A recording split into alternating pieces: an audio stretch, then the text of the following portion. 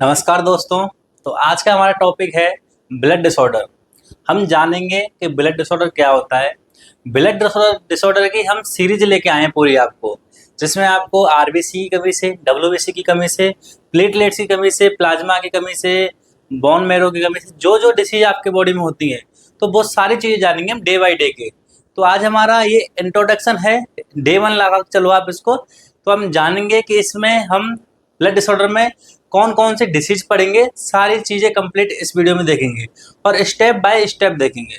तो हम बिना देरी के क्लास को स्टार्ट करते हैं। और चैनल को सब्सक्राइब जरूर करना है। अगर आप बीएससी नर्सिंग के स्टूडेंट हो तो ये पढ़ोगे आप, तो थ्योरी में दिक्कत नहीं आएगी आपको कोई। हम आपके लिए हिंदी और इंग्लिश दोनों मीडियम में लेके आए हैं, क्योंकि बीएससी नर्सिंग के स्टूडेंट इंग्लिश में पढ़ लेते हैं, लेकिन जीएनएम और एएनएम के स्टूडेंट इंग्लिश को थोड़ा अवॉइड ही करते हैं, ये मान के चलो, क्योंकि उनका मीडियम बाइलिंगुअल होता है, तो दोनों तरह से वो थोड़ा थोड़ा एडजस्ट करना होता है। तो इस तरह से हम आपको हिंदी इंग्लिश दोनों भाषा में लेके आए हैं। तो हम बिना देरी के क्लास को करते हैं स्टार्ट। तो पहले जानेंगे इंट्रोडक्शन कि ब्लड होता क्या है। अगर हम ब्लड डिसऑर्डर पढ़ेंगे तो मालूम तो होना चाहिए कि ब्लड होता क्या है। Blood is a specialised connective tissue that circulate throughout the body and perform important functions such as transportation, protection and regulation। जो अपना ब्लड होता है एक कनेक्टिव टिश्यू होता है जो अपनी बॉडी में पूरे शरीर में सर्कुलेट होता रहता है और जो ट्रांसपोर्ट करता है, प्रोटेक्ट करता है अपनी बॉडी को, और बहुत सारे कार्य करता है जो हम इस वीडियो में लास्ट तक जानेंगे। ठीक है। उसके बाद सबसे मेन चीज़ है, क्वेश्चन आता है कि ब्लड एक कौन सा कनेक्टेड, ब्लड एक कौन सा टिश्यू है, तो उसका राइट आंसर होगा blood is a connective tissue. कि what is a blood disorder. Blood disorder होता क्या है। A blood disorder is a condition in which the normal number, structure और फंक्शन ऑफ ब्लड और any its component become abnormal. इसका मतलब है कि जो अपना ब्लड होता है उसकी जो नंबर्स होते हैं, आरबीसी का काउंट होता है, डब्ल्यूबीसी का काउंट होता है, और उसकी जो स्ट्रक्चर होती है, फंक्शन होते हैं, उनमें कोई भी एबनॉर्मल दिक्कत आती है। जैसे कि मान के चलो डब्ल्यूबीसी की जो काउंट है वो घट गया, डब्ल्यूबीसी की जो काउंट है वो घट गया, तो कोई ना कोई प्रॉब्लम आएगी ब्लड में। तो वही चीज़ें होता है कि आपकी जो ब्लड होता है उसमें आपका फंक्शन में कोई प्रॉब्लम आती है, चाहे आपके काउंट में कोई दिक्कत आती है, तो वो ब्लड डिसऑर्डर कहलाता है। जब ब्लड या उसके किसी कंपोनेंट जैसे कि RBC, WBT, platelets, bone marrow, plasma की सामान्य संख्या, संरचना या फंक्शन में असामान्यता, एबनॉर्मलिटी आती है ब्लड के कंपोनेंट्स में आ जाती है, तो उसके ब्लड डिसऑर्डर कहते हैं।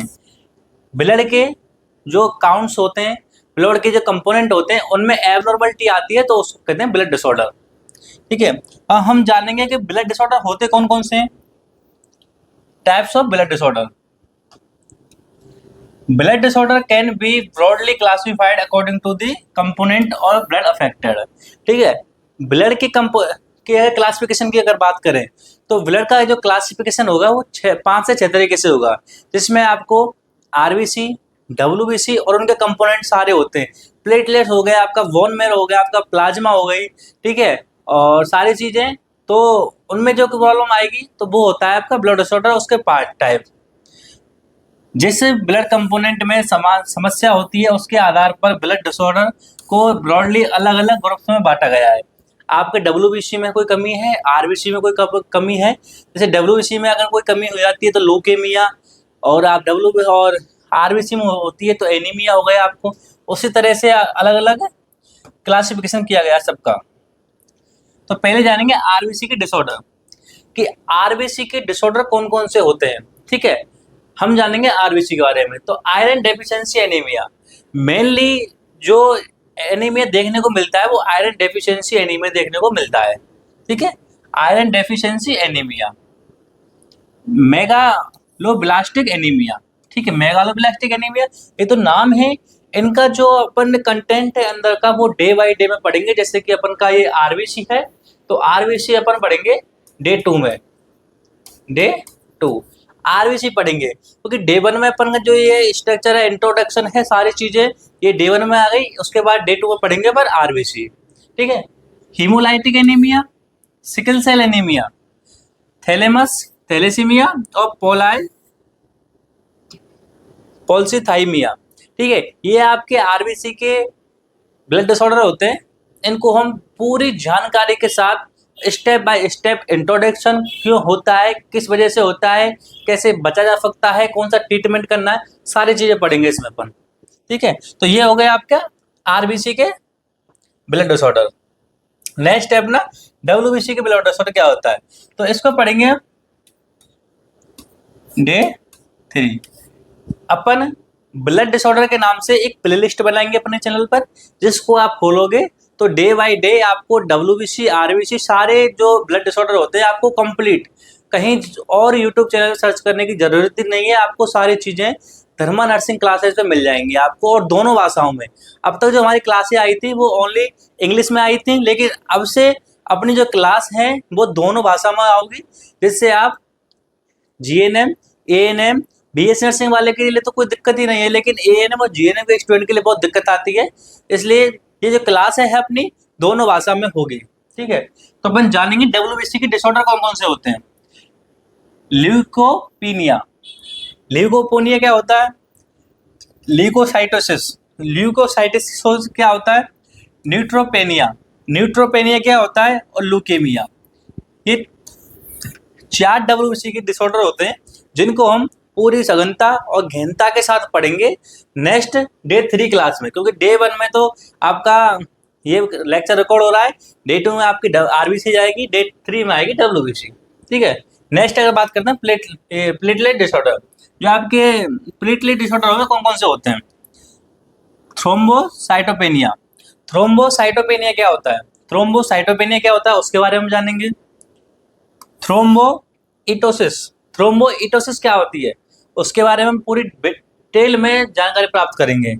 नेक्स्ट है प्लेटलेट फंक्शन डिसऑर्डर, जो आपके प्लेटलेट्स का जो फंक्शन होते हैं उनमें जो डिसऑर्डर कोई कमी आती है तो वो सारी चीजें अपन पूरे विस्तार में पढ़ेंगे। ये आप जितने भी देख रहे हो आप इनका आप स्क्रीनशॉट ले लीजिए। धर्मा नर्सिंग क्लासेस पे आपको सारी चीजें बिल्कुल क्लियरली और बिल्कुल डिटेल में पढ़ाई जाएगी। इसको पढ़ने के बाद आपको कहीं जाने की जरूरत ही नहीं पड़ेगी। नेक्स्ट है अपना plasma clotting disorder, clotting disorder के बारे में पढ़ेंगे नेक्स्ट हम।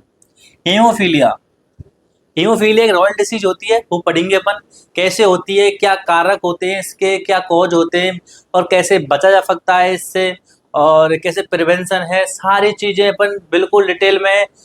और इसके लास्ट में अपन जो ये अपनी जो ब्लड डिसऑर्डर की सीरीज हो जाएगी तो डे बाय डे के हिसाब से अपन एमसीक्यू क्वेश्चन प्रैक्टिस भी करेंगे इसकी। ठीक है,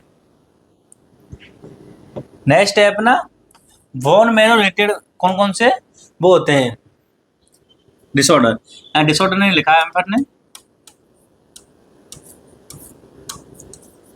कौन कौन से डिसऑर्डर होते हैं बोन मैरो के। पहले है लिम्फोमा, लिम्फोमा क्या होता है, कैसे होता है, डेफिनेशन सारी चीजें पढ़ेंगे अपन। मल्टीपल माइलोमा, मल्टीपल माइलोमा क्या होता है ये भी पढ़ेंगे अपन। तो टेंशन की कोई बात नहीं है, सारी चीजें अपन आपको ऐसी एक नंबर प्रोवाइड कराएंगे कि आपको किसी चैनल पे जाने की जरूरत नहीं पड़ेगी। आप खोलोगे एक क्लिक, आपने सर्च किया धर्मा नर्सिंग क्लासेज, अपना चैनल आएगा, वहाँ आपको प्ले लिस्ट में जाना है। प्ले लिस्ट में जाने के बाद आपको ब्लड डिसऑर्डर की आपकी प्ले लिस्ट दिखेगी, वहाँ आप सर्च करोगे तो सारे अपने ब्लड डिसऑर्डर हैं, डब्ल्यूबीसी के, आरबीसी के, प्लेटलेट्स के, बोन मैरो के, सारे आपको एक जगह मिल जाएंगे, भटकने की जरूरत ही नहीं है आपको। नेक्स्ट है अपना, हाँ ये इंपॉर्टेंट है अपना कि अपन जो ब्लड डिसऑर्डर पढ़ेंगे, अपन थ्योरी पढ़ रहे हैं मान के चलो, तो उनका एक सीक्वेंस होगा, क्योंकि बीएससी नर्सिंग के एग्जाम होते हैं, जीएनएम के होते हैं, एएनएम होते हैं, तो आपको पहले डेफिनेशन लिखनी होगी, फिर उसके अगर टाइप्स हैं तो टाइप्स लिखने होंगे, फिर कॉज लिखने पड़ेंगे, फिर साइन और सिम्टम लिखने पड़ेंगे। तो वो एक पैटर्न होता है, तो उस पैटर्न के अकॉर्डिंग ही हम आपको सारी चीजें प्रोवाइड करेंगे। तो पहले डेफिनेशन परिभाषा आपको पढ़ाएंगे, उसके बाद कारक आपको हम कॉज पढ़ाएंगे। नेक्स्ट टाइप कौन कौन से प्रकार के होते हैं, जैसे डब्ल्यूबीसी में आपके कौन कौन से डिसऑर्डर होते हैं वो उसी तरह से टाइप है। रिस्क फैक्टर, कौन कौन से रिस्क फैक्टर होते हैं उसके, साइन एंड सिम्टम, संकेत, आपको मान के चलो लिम्फोमा हो गया तो आपको क्या क्या साइन और सिम्टम देखने को मिलेंगे तो वो आपको पढ़ाएंगे। डायग्नोसिस, अगर हो गया है आपको तो उसको डायग्नोसिस करेंगे अपन, ठीक है। तो वो चीज देखेंगे। ट्रीटमेंट, मैनेजमेंट एवं उपचार हो गया है, आपका पता भी लग गया आपको लिम्फोमा है, तो उसका अपन ट्रीटमेंट कैसे करेंगे। प्रिवेंशन, ट्रीटमेंट तो हो गया उस, लेकिन डिसीज तो कभी भी हो सकती है, लेकिन उससे बचा कैसे जाए वो भी अपन इसमें पढ़ेंगे। फिर है इसमें नर्सिंग मैनेजमेंट, ये थ्योरी बेस्ड क्लासेस आ रही। नर्सिंग मैनेजमेंट, नर्सिंग के क्या क्या रोल होंगे कि एक नर्सिंग स्टाफ आपको क्या क्या चीज बताएगा आपके इस डिसीज में। इंपॉर्टेंट एग्जाम पॉइंट, हम आपको ब्लड डिसऑर्डर के अंदर से कुछ ऐसे टॉपिक, कुछ ऐसी आपको ब्लड डिसऑर्डर निकाल के देंगे जो आपके एग्जाम के इंपॉर्टेंट की दृष्टि से बहुत इंपॉर्टेंट होने वाले हैं, क्योंकि मेनली वही पूछे जाते हैं। सारे एग्जाम में नहीं आते हैं, लेकिन सारे पढ़ाए जरूर जाते हैं। तो हम इनमें से सेलेक्ट करके आपको वो सारी चीज निकाल के देंगे। एमसीक्यू क्वेश्चन प्रैक्टिस, तब अपना ये ब्लड डिसऑर्डर कंप्लीट हो जाएगा। उसके बाद अपन एमसीक्यू क्वेश्चन प्रैक्टिस करेंगे। जैसे हमने सीबीएस की क्लास ली थी, उसमें अपन ने ब्लड डिसऑर्डर वो सीबीएस के एमसीक्यू क्वेश्चन किए थे, तो उस तरह अपन इसको भी देखेंगे। अपने जो डे 1 है, अपना जो डे 1 है वो यही खत्म होता है। नेक्स्ट डे 2 में मिलेंगे हम आपसे। ये सीरीज चलेगी तब तक, आपके ये सीरीज होगी। जो अपना आरबीसी है उसका बता देता हूँ आपको मैं। आरबीसी पार्ट 1 और पार्ट 2 में कंप्लीट हो गई, क्योंकि आरबीसी में ज्यादा आपका ब्लड डिसऑर्डर है, तो हम बिल्कुल खींचेंगे नहीं उस चीज को, उस हिसाब से प्रेजेंट करेंगे कि आपको क्लियर समझ में आ जाए और कुछ रहे भी ना आपका, ठीक है। तो मिलते हैं आपको डे 2 की सीरीज में आरबीसी के ब्लड डिसऑर्डर के साथ। तब तक के लिए बने रहे और देखते रहे धर्मा एकेडमी, ठीक है। Thank you.